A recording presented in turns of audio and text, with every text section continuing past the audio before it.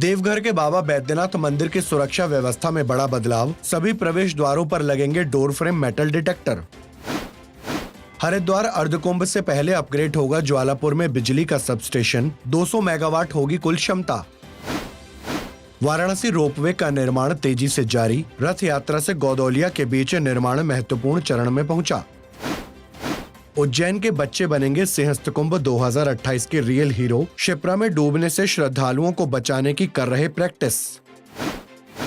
देवघर के प्रसिद्ध बाबा बैद्यनाथ मंदिर की सुरक्षा व्यवस्था में बड़े बदलाव किए गए हैं, जिसके तहत मंदिर के सभी प्रवेश द्वारों पर डोर फ्रेम मेटल डिटेक्टर लगाए जाएंगे। साथ ही श्रद्धालुओं को मंदिर के अंदर मोबाइल फोन, बैग और अन्य सामान ले जाने की अनुमति नहीं होगी। इसके लिए मंदिर के QR कॉम्प्लेक्स में क्लॉक रूम बनाया जाएगा, जहां लोग अपना सामान जमा कराएंगे। हरिद्वार में प्रस्तावित अर्धकुंभ की तैयारियों के बीच बिजली व्यवस्था को मजबूत करने की दिशा में बड़ा कदम उठाया गया है। कुंभ के दौरान बढ़ती बिजली की जरूरत को ध्यान में रखते हुए ज्वालापुर स्थित 132 kV सबस्टेशन की क्षमता बढ़ाने की योजना को उत्तराखंड विद्युत नियामक आयोग ने मंजूरी दे दी है। 21.5 करोड़ रुपए की परियोजना से सबस्टेशन की कुल क्षमता 200 मेगावाट हो जाएगी। वाराणसी रोपवे के निर्माण का कार्य तेजी से जारी है। कैंट से रथ यात्रा सेक्शन का काम पूरा होने के बाद अब रथ यात्रा से गौदौलिया के बीच रोपवे निर्माण का काम अंतिम चरण में पहुंच गया है। बारिश के मौसम से पहले इस सेक्शन में रोप पुलिंग का काम पूरा कर लिया जाएगा। इसके बाद ट्रायल रन भी कराया जाएगा। रोपवे निर्माण से पूरे शहर को जाम की समस्या से छुटकारा मिलेगा।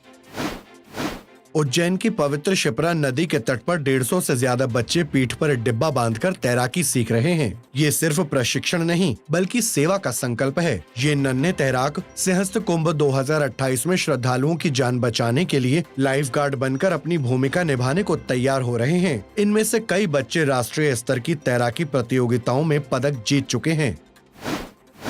उत्तराखंड चारधाम यात्रा की तैयारियों को लेकर मुख्यमंत्री पुष्कर सिंह धामी ने तीर्थ पुरोहितों, पुजारियों, होटल एसोसिएशन और ट्रैवल एजेंसियों के प्रतिनिधियों से मुलाकात की। बैठक में मुख्यमंत्री ने कहा कि चारधाम यात्रा को और अधिक सुगम और सुलभ बनाने के लिए सरकार प्रतिबद्ध है और यात्रा पर आने वाले श्रद्धालुओं की सुविधा, सुरक्षा और बेहतर व्यवस्थाएं हमारी पहली प्राथमिकता हैं।